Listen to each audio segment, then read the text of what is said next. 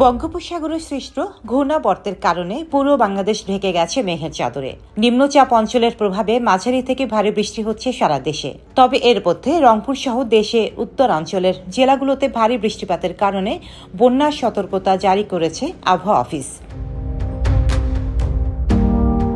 আবহাওয়া বিশ্লেষকরা বলছেন, কয়েকদিনের টানা ভ্যাপসা গরমের পর এই বৃষ্টি শনিবার অবধি চলতে পারে। এর মধ্যে কিছু কিছু অঞ্চলে ভারী থেকে অতি ভারী বর্ষণেরও সতর্কতা দিয়েছে আবহাওয়া অধিদপ্তর। সেই সঙ্গে 4 সমুদ্র বন্দর এলাকায় দেখাতে বলা হয়েছে 3 নম্বর সতর্ক সংকেত। আজ বৃহস্পতিবার সকাল থেকে সন্ধ্যা পর্যন্ত রাজশাহী ও রংপুর বিভাগের জেলাগুলোর ওপর মাঝারি থেকে ভারী মানের বৃষ্টিপাতের প্রবল আশঙ্কা করা যাচ্ছে। রংপুর বিভাগের জেলাগুলোর ওপর আগামী শনিবার পর্যন্ত টানা অবিশ্রান্ত বৃষ্টির শঙ্কা আছে। ফলে রংপুর বিভাগের জেলাগুলোতে বন্যার আশঙ্কা করা যাচ্ছে। গতকাল বুধবার সন্ধ্যায় বন্যা পূর্বাভাস ও সতর্কীকরণ কেন্দ্রের নির্বাহী প্রকৌশলী সর্দার উদয় রায়হান বলেন, ভারী বৃষ্টির কারণে দেশের 6 বিভাগে নদ নদীর পানি বাড়তে পারে।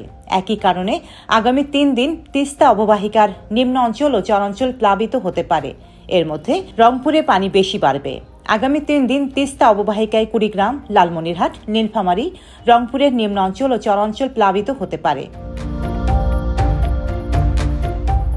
আবহাওয়া অধিদপ্তরের আবহাওয়াবিদ মোহাম্মদ হাফিজুর রহমান জানান, দেশে মৌসুমী বায়ু এখন সক্রিয়। এছাড়া বঙ্গোপসাগরে একটি লঘুচাপ তৈরি হয়েছে, যার ফলে সারা দেশেই কম বেশি বৃষ্টিপাত হচ্ছে। এই বৃষ্টি আজও চলবে। কোথাও কোথাও ভারী বর্ষণেরও সম্ভাবনা রয়েছে।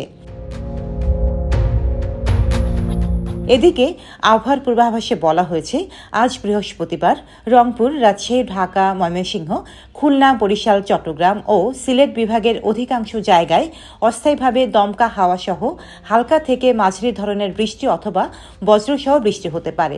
সেই সঙ্গে দেশের কোথাও কোথাও মাঝারি ধরনের ভারী থেকে অতি ভারী বর্ষণ হতে পারে। সারা দেশে দিন ও রাতের তাপমাত্রা প্রায় অপরিবর্তিত থাকতে পারে। ডেস্ক রিপোর্ট, সাম্প্রতিক দেশকাল।